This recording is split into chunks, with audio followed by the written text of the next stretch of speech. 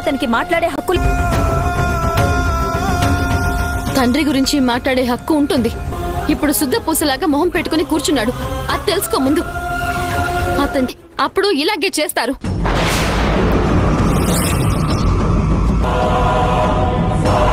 వాడు ఏ స్థాయికి దిగజారి బతుకుతున్నాడో నీకు తెలీదా? అప్పులు కట్టుకుంటున్నాడు. ఇదిగో ఈ ఇద్దరిని కూడా తిండి పెట్టి పోషిస్తున్నాడు. ఏమే వెళ్ళవే రావే పోవే అంటావు.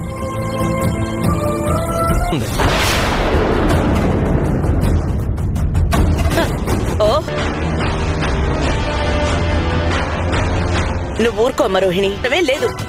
అవును మరి, ఆవిడ పెద్ద ఎలిజబెత్ మహారాణి, ఈవిడ పెద్ద మైసూరు మండుతు వదిన. నీవేలు కూడా విరిచేస్తాడు. అవును రోహిణి, నిజమే. ఈసారి కాలు కూడా వేస్తా, ఎగిరి తంతా వాడిని. చిచ్చి, అది వాడి రేంజ్. పొట్టకొస్తే అక్షరం ముక్క రాదు. అతన్ని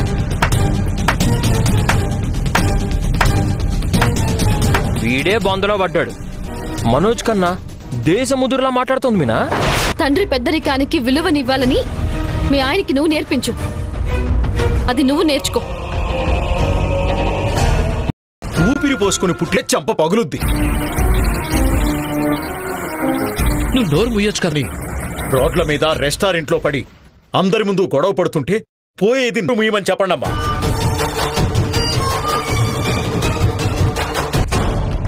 అసలు వీళ్ళిద్దరూ ఇన్నేళ్ల నుంచి కలిసిమెలిసి ఉన్నారని ఇప్పుడు రెస్టారెంట్లో తప్పు చేశాను ఇప్పుడే అర్థమైంది నాన్న. అరే నువ్వే చెప్పరా, ముందు వీడే మొదలు పెట్టాడు కదా. అక్కడ ఏం జరిగిందో ఇక్కడ ఏం జరిగిందో అంతా అర్థమైంది. కలిసి ఉంటేనే ఆ ఇంటికి, ఇంటి పెద్దకి మర్యాద. ఇక ఈ ఇంటి గౌరవాన్ని నిలబెట్టడానికే ప్రయత్నించాను. ఇక ముందు మీరేంటమ్మా, మీరిద్దరూ నువ్వు వచ్చిన 2 రోజులకే మరిదిని, తోడి కోడల్ని తీసి పరడు నీకు తెలీదా? వాడి కోసం నువ్వు నీ తోడి కోడలతో ఎందుకు క్షమించండి మావయ్య. ఏంటి నీ సంగతేంటి? కలిసి ఉండాల్సిన ఇంట్లో ఇంత పెద్ద గొడవ జరిగేసరికి మిస్ అయ్యాను మీనా. ఏం మిస్ అయ్యారండి? రెస్టారెంట్లో ఫిష్ ఫ్రై ఏమన్నానని అంత చిరాకు పడి వెళ్ళింది. వాడేదన్నా పెద్ద తప్పు చేస్తే తప్ప అమ్మ ఇంట్లో నుంచి వెళ్ళగొట్టలేదు.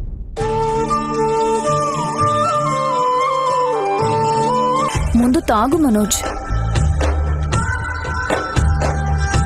నేనెక్కడ చూడలేదు. హోటల్లో పరువు పోతుందని ఊరుకున్నాను గాని, లేదంటే వాడి అతనికి బానే చివాట్లు పెట్టిందిగా. నువ్వేం ఫీల్ అవ్వకు మనోజ్. సారీ.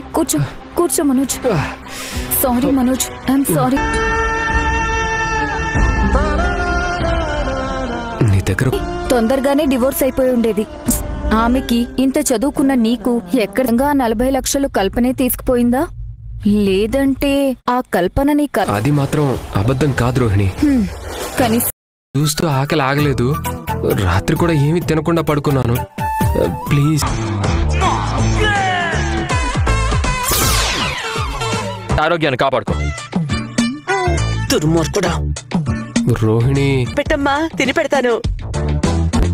ఇక్కడ వీడు అడుక్కు తినేవాళ్ళ. ఇదిగో తెచ్చేసా.